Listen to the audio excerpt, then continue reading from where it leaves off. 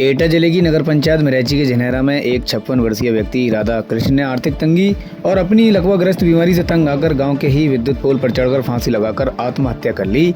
सुबह जब गांव वालों ने व्यक्ति का शव पोल से लटका देखा तो हड़कंप मच गया। ग्रामीणों ने सूचना मिराची थाना पुलिस को दी। पुलिस ने मौके पर पहुंचकर घटनास्थल का निरीक्षण किया, शव को फंदे से नीचे उतारा और पीएम के लिए भेज दिया और जाँच शुरू कर दी। अब सवाल उठा कि 56 वर्ष के राधा कृष्ण ने आत्महत्या क्यों की, तो मामले की तस्वीर सामने आई। मृतक राधा कृष्ण को 3 बार लकवा मार चुका था, शरीर असमर्थ हो चुका था, खाने कमाने के लिए मेहनत की जरूरत थी। पत्नी भी लकवाग्रस्त, पति की सेवा करते करते 18 माह पूर्व गुजर गई।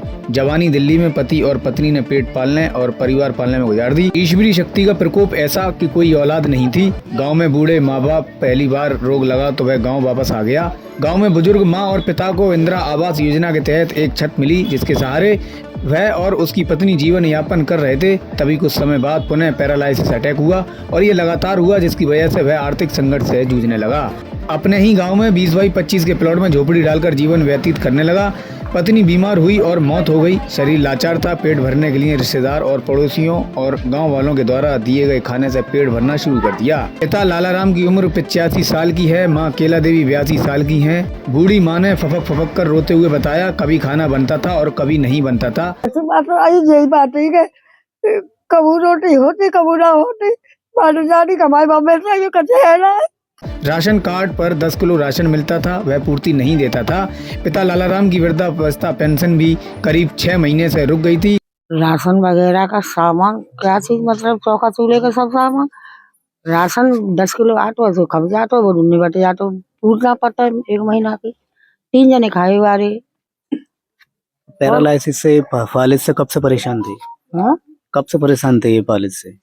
फालिज से मैंने क्या साल है गई, 10 साल है गई मैंने फालिज से। अब मारी गई, अब 15-16 दिन वही होंगे तब तो मुझसे कह रहे कि चाची 6,000 रुपया कर दे तो मैं दवाई ले आऊँ।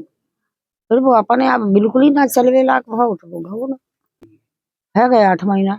8 महीने कोशिश नहीं की है पेंशन शुरू कराने के लिए दोबारा?